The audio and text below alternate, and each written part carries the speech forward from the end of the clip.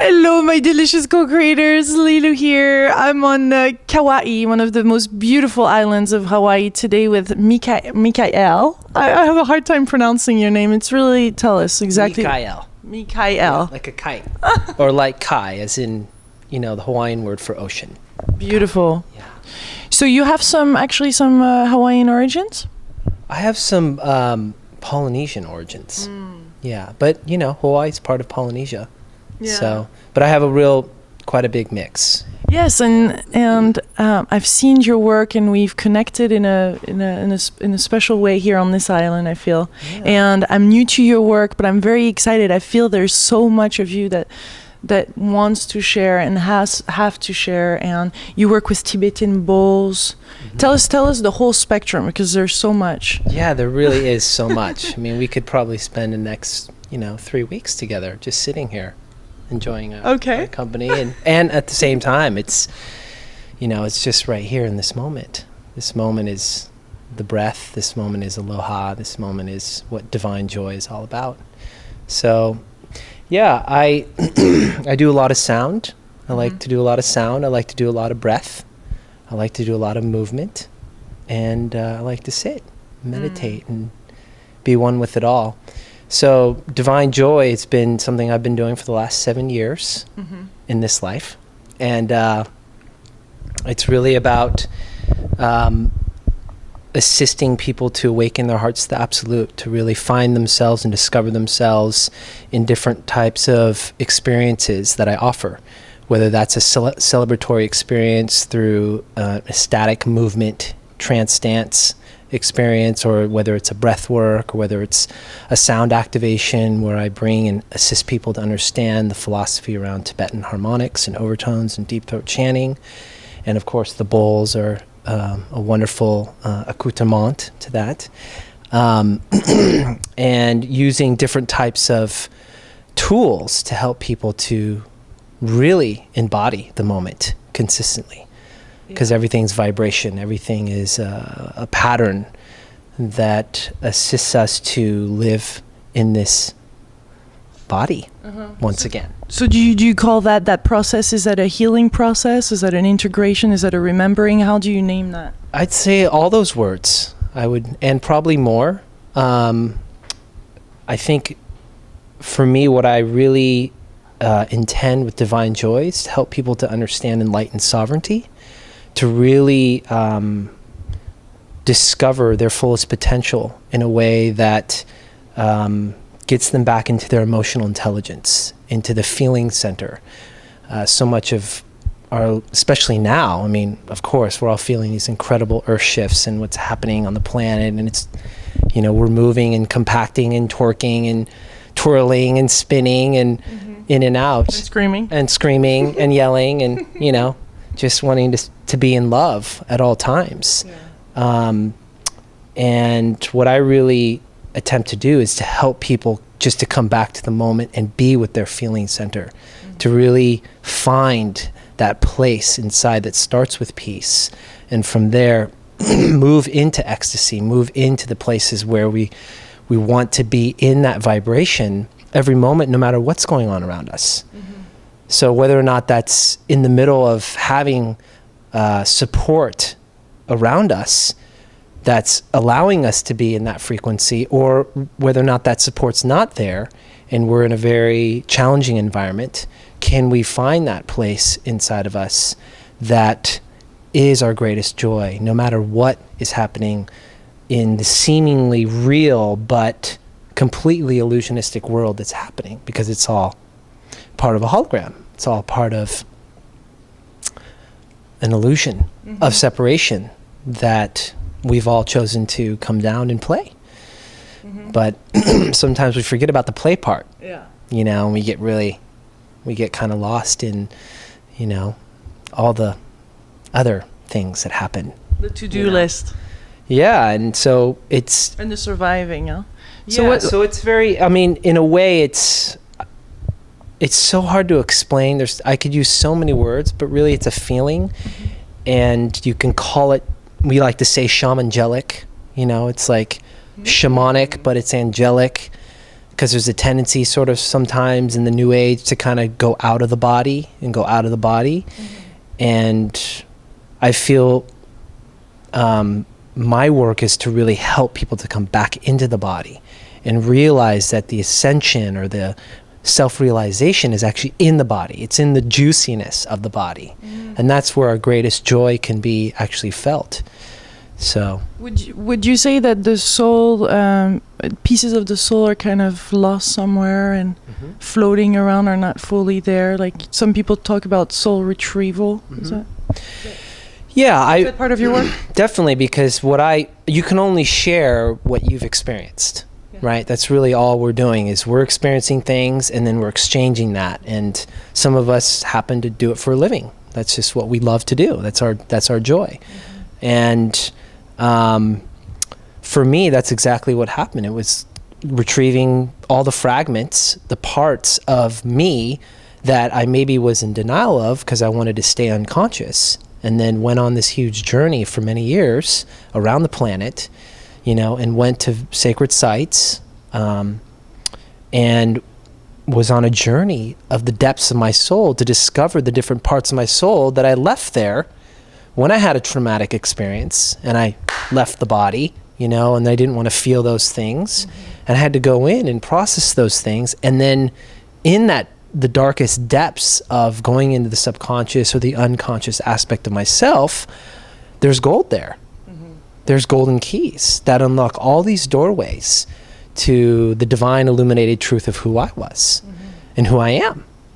So it was like, and then it becomes exciting because all of a sudden it's just magic and it's miracles, and it's just, and you start listening to the voice inside. You start seeing things that are seeing in a different way, seeing in a way that's more expanded. It's a much more greater potential of who we are, who each of us is. And then you start connecting into the network of synchronicity and and then how did you go about it? Because a lot of people feel that calling right now. Can we call it even an initiatic journey or a... Yeah, it's absolutely an initiation journey. It's a journey of discovering the parts of the soul. And I think people have the greatest challenge right now because there's so much what we would call darkness or blackness, or what I like to call endarkment. We've got the enlightenment, but then there's the journey of the endarkment. Like how much are we willing to go into the dark with all of our hearts, all of our, willingness to go into the depths of finding the fragments of our soul in the darkness, because that's where our greatest power lies. And you call it divine shadow. Yeah, divine shadow or endarkment. So it's like bringing enlightenment into the darkness, it's just unconscious aspects of self that then expand the parameters of this three-dimensional life. And then we start to realize that we're not so limited anymore. There's streamlines and memory fields to the past that is really the future. It's like an ancient future circuit. And as we move, into that, and we're willing to surrender ourselves to the unknown, surrender ourselves to, everything that leads up, all the fears and limitations and things that we've inherited in our DNA from our past and, from our parents, from our ancestors, and all that work, finding forgiveness, finding the way to really embody divine joy in a shamangelic, path. It brings us into this like wholeness. It brings us into this feeling that we are so connected to everyone and everything. And then there's no separation. There's no other. There really is no other. And then it gets juicy because then we're like, oh yeah, I was in Egypt one time, and I was in, Lemuria. I was in ancient China. I was in walking the lines of, with these other people. And then we start to meet other people and we realize, wow, they're also doing this at the same time. And we're meeting each other, and they left that way of looking at their life at this certain point when I did, and we're meeting each other again. And it becomes magical. It becomes like, okay, we're not in this together. You know, we're doing this for ourselves, finding our own enlightened sovereignty, but then we're also like in a really juicy, beautiful way coming together and finding this cohesive connection with other beings. And because a lot of people do, you know, I think a lot of us do also past life regression or want to know, but there's, you know, some people, you know, or some of us ask, well, you know, why should we do this? You know, just to know is doesn't really do any good. Yeah. But really, when we're physically going to those places, it's a whole other. Yeah. Absolutely. To those places that our heart maybe it feels called to go. Like right now on this Juicy Living tour, I'm called to Hawaii. Yeah. And I'm discovering some things, some aspects that are starting to show up. Right. Yeah, that's right. You mentioned that. Yeah, because this is a very ancient land. And in a way, when it calls your heart, when it calls your spirit, like your emotions, there's an intelligence there that's way beyond. It's like all the intelligences are coming together like as synapses in the brain, and they're all sparking.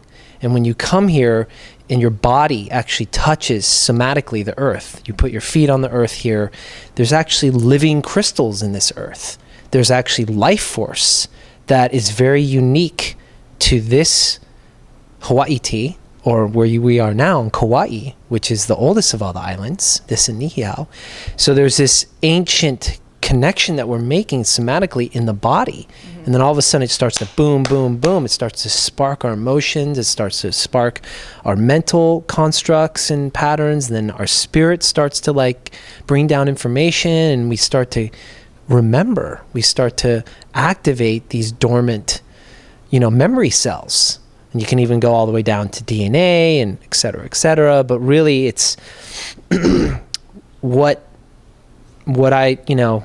comes to me right now is just the remembrance of Mu, remembrance of Lemuria. You know, it's the Mu that's before Lemuria. It's before Atlantis and Lemuria. It's before all these incredible civilizations that many of us on the journey right now are being drawn to.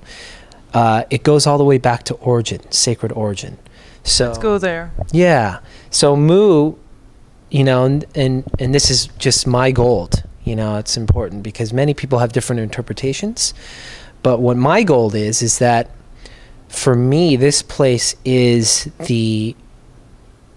it's like the sacred origin convergence point for everything that we look to as we go on the journey of the ascension and self-realization, the path of self-mastery, and the path of the one. When we come back to this place of what we term the new age or the golden age, what we're all longing in the deepest heart of our hearts, we come back here. And this is the last time that this energy was embodied by, 300 million souls, more than that. It was so many of us who embodied this frequency. And we were able to live in the moment without memory. Like, can you imagine that? Like having no memory? Totally that was present. Totally present in the now, right? So when we come back here, there's all these memories of living without memory. Living completely in the moment from this now to this now to this now. And so we kind of we want to make it new and we want to make it, gold. But the fact is that at that time when we were souls living as an embodied in an avatar vessel, we were having tremendous ecstatic experiences all the time. So every day when we woke up, it was like a new day. When we went to bed, it was dream time into then totally not comparing, right, or compartmentalizing our brain the next day to go, oh, well, how do we make this better than yesterday? And how do we... So these are all things that happened later on. This actually happened in Atlantis. So we went through these different stages of what you could call evolution, of understanding how to work with mental intelligence, and then emotional intelligence. So these two things are both valid, and they're both coming together so that we can create a more dynamic now. But when you come to Mu, you come back to understanding, and you can call it the goddess. You can call it God is, right? God is here. God is here. God is. God, I like to say God Isis, because it's like Isis is the Egyptian goddess. It's is, equals. God is. It's in the body. It's already here. There's no out there. There's no over there. There's no, it's not outside. It's right inside. And it's always been that way. So we have so many religions. We have so many spiritual teachings that really explain the same thing, whether it's New Age or Old Age or religious or indigenous. It's really the same thing. It's how much are we willing to remember all of that, and then at some point we actually have to let go of the remembering and just fully be. Be so present, and that's your gold. And in that gold, we start to connect with other people who are also choosing to be in that golden frequency. And that's the golden thread that connects us all. And so that's happening around the planet as, the muck and the mire starts to come out individually, collectively, in countries and around the globe. It's amazing because it's providing these incredible opportunities for us to really step into what it means to be in our gold and to live in this now age. Is that an acronym, GOLD? No, I just mean like... In our gold, in our best, our light. Yeah, a lot of people are like really wanting to buy gold right now, and let's just hoard all the gold because money's just, not worth anything. But I'm talking more of a symbol of an energy field, a golden energy field, really stepping into the avatar of that frequency. It's what, it's what Buddha did for Buddhism. It's what Christ did for, the religion of Christianity and Catholicism. It's what Muhammad did for, Mohammedanism and Islam. They were just tuning in to that now age and channeling in their own unique way that gold to disseminate that frequency. And of course, many people are looking for that. And they're still looking for that. What did you find were the components to bring that gold in? The channels, should we say, or the aspects of ourselves that can facilitate that to come in manifestation? Can you... What that would be... That's going to be quite hard to reformulate exactly. But what facilitates that gold to actually manifest? Is there some attunement, some healing, some openness? Is it the pineal gland? Is it, what are some of the aspects that need to really be there that you found out throughout your journeys? Well, what I feel is that actually it's both. There's some people that are able to connect here in the pineal gland, like you were saying, in the pituitary. They're living more from the heart up. And then there's people that are living from more the heart down. And the gold is actually right in the middle. It's actually bringing the human heart of green and the pink heart of divine love together, which creates gold. That's if we mix those two colors. I do a lot of color therapy too. So when you mix those two colors, you get the illumination of gold. And gold is really the energy of being able to step into enlightened sovereignty, which is really then once you're in enlightened sovereignty, when you're reigning over your own world, when you're bringing the light and embodying that through your own darkness, so it comes into balance, what happens is the doorways that open are gold. There's no other. That's the frequency. And then there's actually, it's like gold is the state in the vibration of mastery. It's the frequency that we emanate when we are all connected on all chakras. And when we allow ourselves to release what's stagnant, what's kind of, I like to use the analogy of a cup or a chalice, when our chalice is filled with all that's not serving us any longer, like all the stagnant energies that are, that we're hanging on to, that we're clinging on to, that we're attached to, that we think is permanent, whether it's relationships, whether it's jobs, whether it's careers, whether it's, groups we've been hanging out with, whether it's the way that we engage and celebrate recreationally. We have these ways that kind of get stuck, and it fills our chalice. And we have, on a much more expanded realm, we have all this energy, we have all this information and inspiration that wants to come through us, that wants to propel us into a much more expanded state in the body. And we have to release all that. We have to let it all go, because it's all there. It's just like, the beings that are carrying that, where you call them angels or dakas or dakinis or whatever name you want to put on it, your guides or your spirit guides or the people that are watching you, that are loving you unconditionally, they're just kind of twiddling their thumbs. They're just hanging out and just like, yeah, well, we've got all these things for you, and but there's no room. So we really need to also engage with them. They're definitely a big aspect of this. I'm not going to say transformation, but we do really have to engage. Yeah, absolutely. You gotta, that's part of activating, the threefold flame: divine will, divine wisdom, divine love. We have to activate those things. We have to ask for them. Ask and it is given. We have to seek and you shall find, right? I use the analogy of like, well, if I'm in this house right now, right, and I've got a plumbing problem, right? And it's like leaking everywhere. It's just chaos. Like there's it's just leaking now. My cup is leaking. It's smelly. It's not good. But I don't know how to fix the plumbing, and then 3 days, let's say just for example, I'm hanging out here and it's getting stinky and it's, 3 days of just hanging out. And I don't know what to do. I'm going around the house thinking, how do I fix the plumbing? How do I do this? And then someone walks by and says, hey, you might want to go ask your neighbor. And the neighbor happens to be a plumber. He's like, oh yeah, great. I'll come over. Yeah, no problem.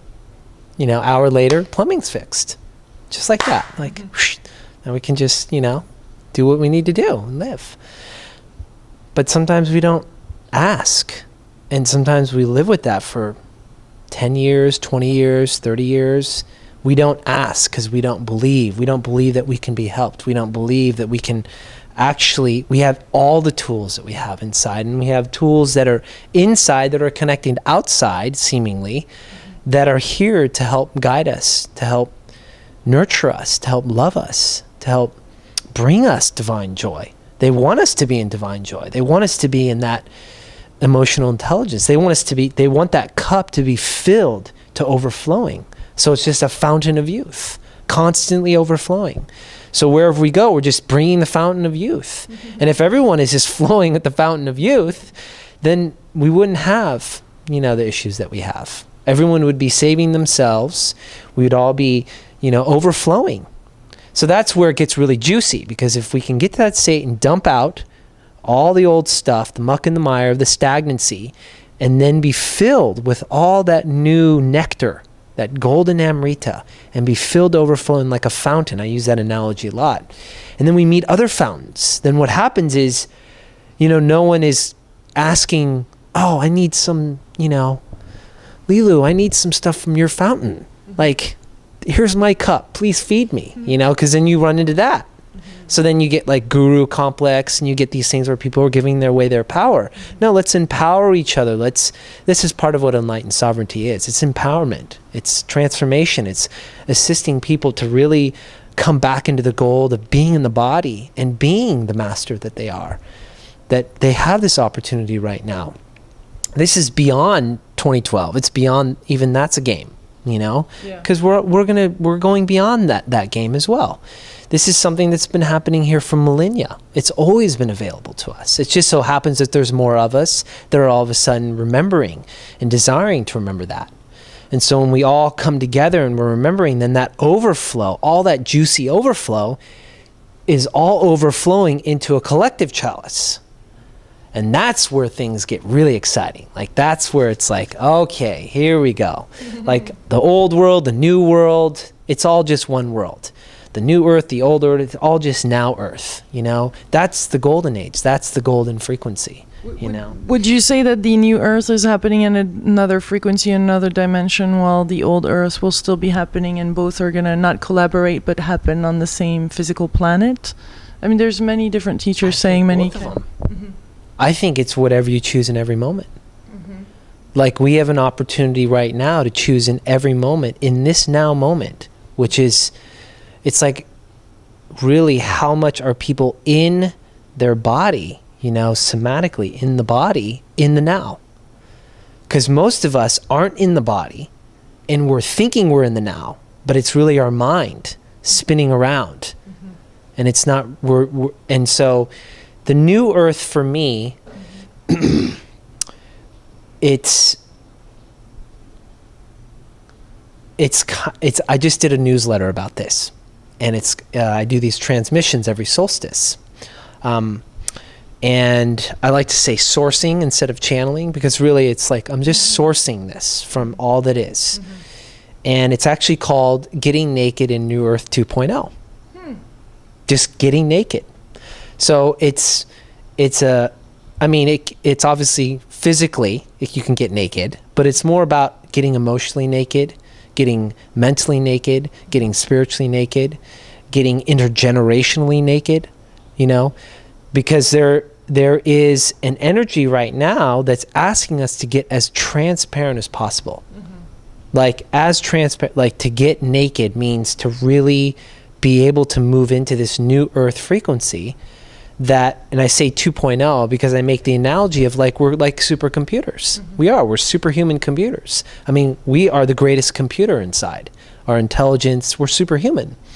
And so all of us are choosing to run on different computer energy, right? It's like, some of us are running on, you know, PC, Windows, you know, laptops. Others of us are like downloading the new Mac, you know, MacBook Pro with OS Lion, and some of us are still on like Commodore 64, you know, that computer that came out 20 years ago, and that's okay. But then there's all these software upgrades, you know, when you get the software upgrade, and in a way that's what's happening. It's like, as we have all these changes on Mother Earth Gaia, and we have eclipses like the ones that just recently passed, and we have solar storms and solar flares, and it knocks out all our technology, it's forcing us to go into a reboot of our own computer system to download the new upgrade. And if we don't do that, then we kind of get stuck. And so what's happening is that there's a lot of folks who are getting stuck, and they're having a hard time going, you know, I don't know if I can actually download this new software. I'm going to just stick with the old stuff. I'm okay with OS, you know, Tiger. I'm just going to keep running that for another 20 years, you know? And it's all fine. It's all choice, right? Because every moment's a choice. Like, what earth are you going to choose? So I give an analogy. I go, okay, well, there's the old earth, 0.0, which is basically the program of separation and duality and wars and strife and unsustainability, and all that software is part of that program. You know, male versus female, female versus male, you know, corporations versus, you know, mom and pop shops, and, you know, all this antagonism, all this duality and separation, which many people are still running that software, that OS, that operating system. And then you have the second program was the New Age 1.0, which is like, okay, well, yeah, that's also part of it. It's like, let's not be in the body, and let's channel entities, and let's do a lot of things where it feels more comfortable just to keep running that program, you know? And then there's the New Earth 2.0, which is this part of us that wants to step into co-creation, step into this energy that's overflowing, step into unity consciousness, step into what this golden frequency is all about. This rainbow nation, this, you know. But it's important for us, in order to get to that frequency, to really embody our gold. And that's my 5 cents on it. So as we embody that gold, then the rainbow really has a real tangible frequency that actually can move all those colors together, and we can actually be in our power as much as our love and as much as our wisdom, so that we can hold the light that we are called to hold together in this one life. What would you say to some people that have a hard time to catch up, or things are really going so fast it's hard, like all those downloads are more and more frequent, they feel they're out of touch with that, and it's just too fast and very uncomfortable? Yeah. Well, there's many different tools and techniques, but I would say that there has to be some kind of discipline. There has to be some kind of way of being able to get in the body and be able to, whether it's meditation, whether it's yoga, whether it's simply finding a way to breathe correctly, breathing diaphragmatically, breathing all the way down into the belly. Most of us are breathing just very shallowly, so we're not breathing all the way down somatically into our womb of consciousness, because usually that's the part of us, both in men and women, that this is where our emotional intelligence rests. It rests right here. So if we don't allow ourselves to go deep into the womb, because that's where we get to nurture like our own little baby, our own little child, which is the one that's going to assist us to go through these gateways, So that's the one that it's usually when the parts of ourselves, the masculine and then the feminine dynamic when ourselves are not in congruency or at war or disagreeing in ourselves, and it plays out outside ourselves, it's the child in of us that's the one that is hurt the most, like immediately. So breathing correctly and using breath to come back to that place of peace where the inner child in us that we're nurturing, both our right and our left, our masculine and our feminine, are constantly nurturing that aspect, so that the juiciness, the intelligence, can have a place to land and feel nurtured, and in that process feel happiness and feel the peace, which will allow joy to expand and creativity and inspiration to flow. And so, and of course, sound is a big part of it too. People, and that's what I really share in my retreats and workshops, helping people to understand their signature sound, come back into that sound that you really came through at a young age. Like we all came in with a signature sound. We all came in with a tone, so to speak. And we forget that tone. And we get indoctrinated to other people's tones or society's tones. And we get out of tune. And when we think we're in tune, but we're really actually out of tune. And so, that's a whole download. But basically it's looking at how we look at music and music theory in the West compared to the East, and how a lot of our music in the West are based on scales, based on notes created by someone else downloading, well, this is how music is. This is my theory. This is what works. Feels good in the body, and there's a connection to star systems or connection. It was channeled at some point, right? And then all these scores and all these types of music were made out of those scales, right? Because there's many different types of scales. Whereas in the East, like the Tibetan and the Tuvan and the indigenous people, they took one note. And what they did is they took the one note and then they would subdivide it. They would divide it, which would then create, the fundamental, the first fundamental, then the fifth, and the octave. And what they do, and that's basically what I share in my sound, is that in a nutshell, in its most simplified version without getting too involved with it, is that you're basically from the Big Bang, you're subdividing and creating your own scale, your own personal scale.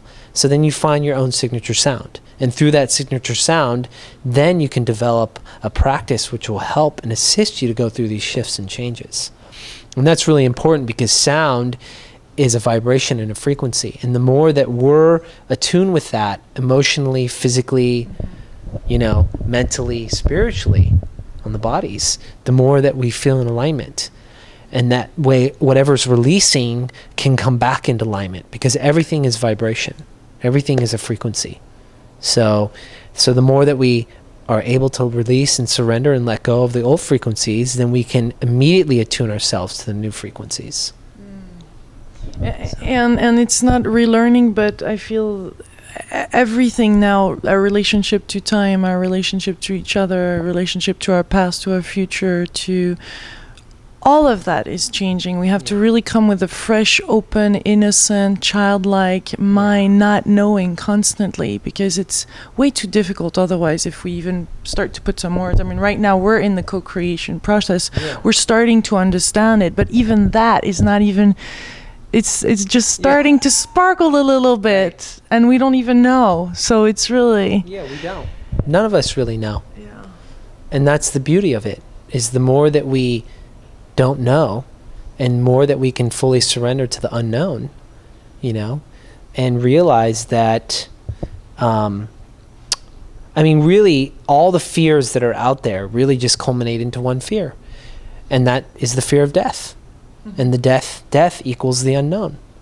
So if we just go straight to that, then we can actually like domino effect everything else. It's difficult to do that, but in a way, that's what the universe, the metaverse, the infinite cosmos is asking us to do right now, more than ever before. Mm-hmm. And that's why there's all these amazing opportunities that are, you know, cathartic, and it's the alchemy for us to show up and go, okay, how naked can I get? How transparent can I get? How honest can I get? How much in forgiveness of myself first can overflow so I can give and forgive everyone else in my world, in my family, in my relationships. And then at the end of that, there's so much color. Mm-hmm. You know, there's so much vibrancy and so much juiciness and aliveness, and because you're not using the intelligence that comes from intellectualism. You're using the intelligence that comes from feelings and from being in the moment and from being in the now. And it's a whole nother OS, you know, it's a whole nother operating system. Mm-hmm.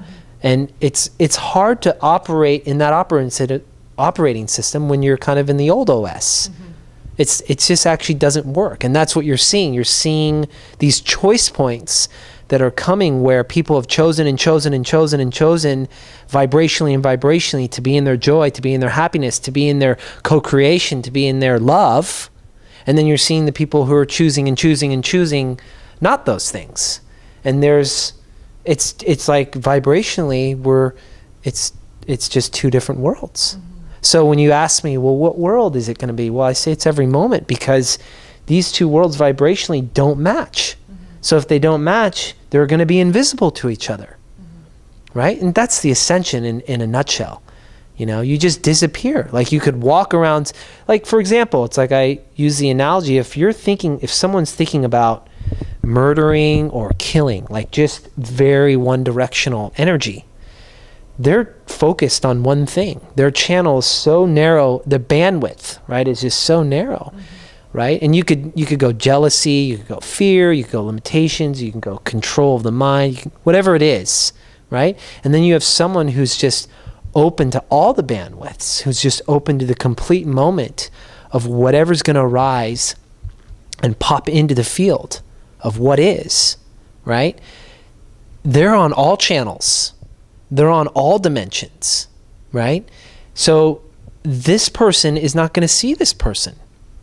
It's totally two different operating systems. It's totally two different ways of perceiving existence. Totally two different ways of perceiving life as it is, as simply as what it is. Mm-hmm. So, do you believe we're all being prepared right now for something big, like maybe 3 nights of darkness? A lot of people talk about that, and it feels things are accelerating and we're being initiated to something. There's no doubt for all of us on this journey that there's a lot going on. It's very exciting. It's very juicy. I'm thrilled to be participating in this and to exchange information, but to also go through whatever needs to be cleared. To go through maybe three days and nights of darkness or whatever that is, where we're really facing our fear. Yeah. However that's going to manifest itself. Yeah. Well, I would suggest that we can prepare by doing that by just going into a darkroom retreat. You know, these are things that we can do ourselves. Mm-hmm. And it's really powerful. You know, literally going into the darkness for 3 nights and 3 days without light. and just being in that vibration and allowing yourself to look at all the patterns and the thoughts and the emotions that come out. Because if that happens on a global scale, right? Like we can't even imagine that, right? We think about all the cities around the planet. We think about all the people and what's going to happen. Is it going to be chaos? Is it going to be a Mad Max scene or, some horrible movie, right? Because we have plenty of those, right? That are being shown in the last few years. And I would have to say that it's really us, because all of us are creating our reality. Like there's nothing that we're not creating. We create all of it. We create the creations, we create the destructions, we create the preservation of all of that. We're constantly living in a holographic universe. We're constantly living in a hologram. It's not real, and yet we think it's real because, we get affected by it. We react to it, then we project on it, and then we think, this is how it is and this is how it should be. And then we get attached to that, whether it's good or bad, whether it's yummy, juicy or not yummy or juicy, right? So this is just another amazing opportunity for all of us who are at some level of consciousness, who are choosing to step into the new earth, choosing to step in every moment to fully embrace the unknown, to fully embrace, it's like Yeshua going into the tomb for 3 nights and 3 days in darkness. Like we're all being asked to go into the space of complete resurrection, to re-erect ourselves, to come into this space where we feel peace inside with the shadow, which was what I was talking about earlier in our conversation about, well, how much are we willing individually to go back into the shadow, to go back into the womb? Right? Because when we're in the womb as a child, we're 9 months in the shadow. Like our eyes aren't open. We're just relying and trusting in the cave of our mother's womb of consciousness. We're trusting that she's going to take care of us, that dad is doing whatever to take care of mom so that mom can take care of us, right? So now we get to do that consciously. I mean, that's what we're praying for. Is that those of us can actually, if there is going to be a 3 night, 3 days of darkness, that we can actually go in and really contemplate what it means to actually be in the unknown, what it means to die.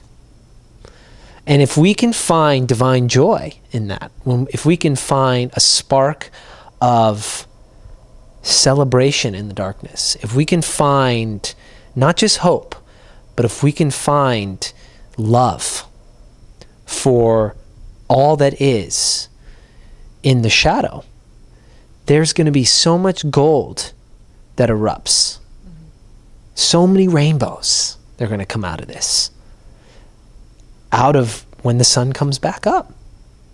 So it's like, I've always had this like dream in the back of my heart of like, what if the whole planet just all of a sudden stopped?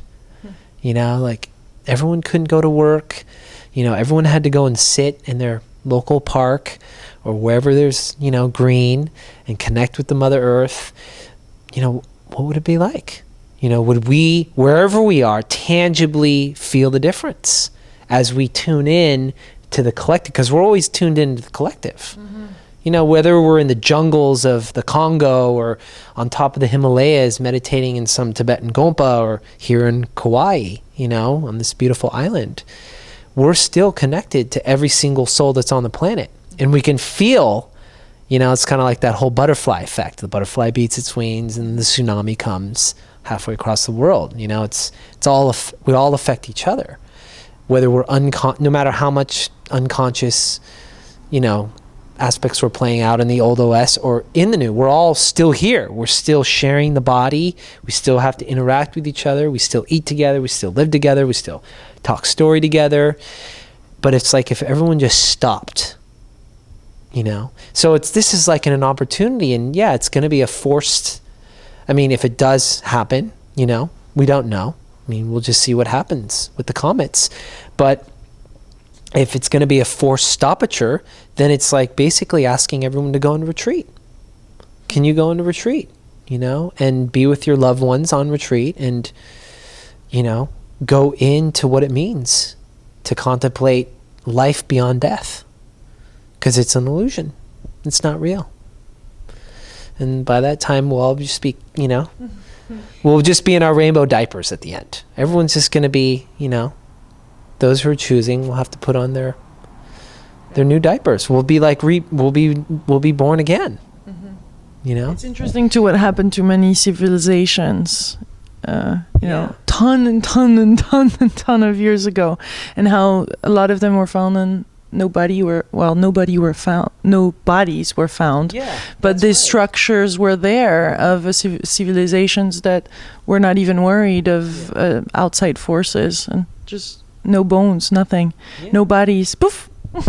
Yeah, they just vibrated out of, they just turned the dial on the radio station and be like, I don't want to focus on these stations anymore. I'm going to focus on these stations. They're much more in harmony, much more vibrationally equivalent to what's in my body, what's in my soul, what's in my spiritual, emotional intelligence, what's in my heart, And so that prayer will lead us through the dark night into the light that lighteth up all that is.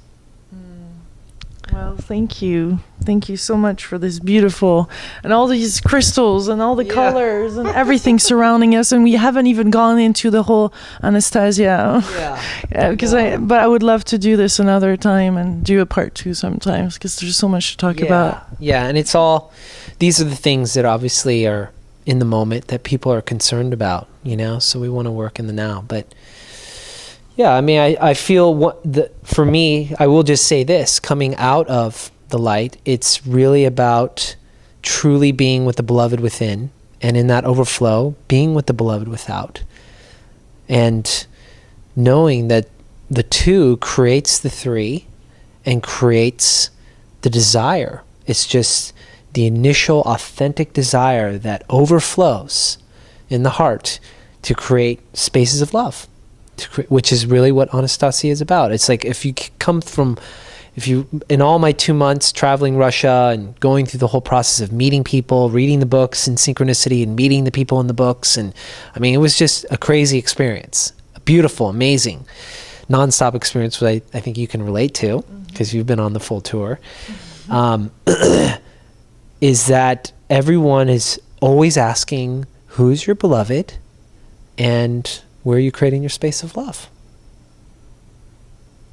Where are you creating your gardens, your seeds? Both the seed in the womb and also the seed of the womb of Mother Gaia. And the seed in the mouth, and so all these things. Like as we move through what's no longer serving us, it really becomes so simple, so incredibly, exquisitely simple. It's kind of scary, even to me. It's kind of awesome too. Yeah, it's both at the same awesome. time. Yeah, it's both of them. It's both of them. And if the dream of her, which is so much a part of my dream now, of all of us, is to come back to that simplicity, and come back to, wow, okay, well, how do I create that all over again?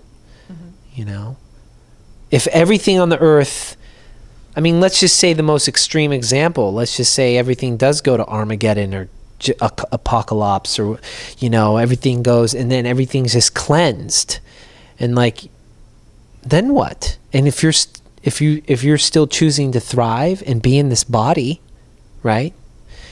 What are you going to create with all the knowledge and all the wisdom and all the intelligence that we all have as individual human beings? What are we going to choose to create again? That's really a wonderful question to leave us with. Yeah. Yes. What are you gonna create? And if you have seeds, because you don't have money anymore, you don't have things, you don't have material goods, you don't have things, you can't keep up with the electricity, the thermonuclear electricity, all these devices. What if they just stop? Then what do you have left?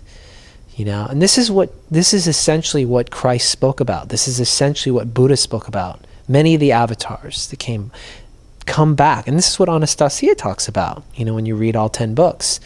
It's about how do we co-create existence again on a blank slate. Like, you got a blank canvas. how are we going to flourish and thrive if we're totally in love with self and with each other? You know, and that's the question that we all have to really get completely transparent about and naked. Beautiful. Well, thank you. Thank you so much for this moment. This delicious journey. This was very abundant. This was overflowing. I love it. Thank you. Very colorful. Well, you're in Kauai, so it's like the life force here, the seeds here, they sprout, they flourish. The rain, the abundance of rain and lushness. I mean, it's all green. It's alive. You know, even this particular place is quite special, isn't it? Absolutely. Yeah. We're right here in this amazing pocket here at this this was the whole Course in Miracles, and Yeshua was channeled here by the brother who erected this beautiful space. And there's so much special energy that's running through this space and through this land, this sacred Aina. And you know, all of Kauai is just, I mean, even the military knows about this. Like, I'll just say a quick just reference to one of my teachers, Kahu Kahuna Poni, who's actually passed on, but he got invited by the military here on this island, because we do have military. We've got this full Air Force or bases up, and it's like basically missile defense. And he got asked to go up there, and because they had found all these things that they couldn't explain about Mu. And he said, well, this is Mu, and these are ancient tunnels, systems, because there's all these tunnels and ancient parts of this island that are very sacred to the Hawaiians who remember. And then he was taken into this, like, you know, kind of looked like a movie where it was like they have the whole map of the world and all the computer systems. And this young, like, captain said, I need to show you this. And he put up on the screen this giant projection of the entire planet. And he scrolled down to the northern hemisphere, and it was all color spectrum. So there were like blacks and browns and all parts of the earth. There were like reds and yellows, and then there was one area that was just radiating green, and it was Hawaii. And then in the middle, at the top of all that green, there was one area that was just flashing. It was just flashing this ultra, like, emerald green. And the guy said, do you know why this is? He said, well, this is because it's Mu. And the military guy was like, oh. It's like, yeah. Well, we call this alpha green. And basically what it means is, like, they track all the life force on the planet. Like, how much life is actually growing and coming out of the earth. Like, they have all these devices to do that. And this was the only place that was actually fully vibrant green. Feels like it. And Pony was like, well, it's because this is Mu. Mu has never changed. It never will change. And it's carrying the same frequency as the origin point of what it held as a greater civilization since the beginning of time. Juicy, juicy.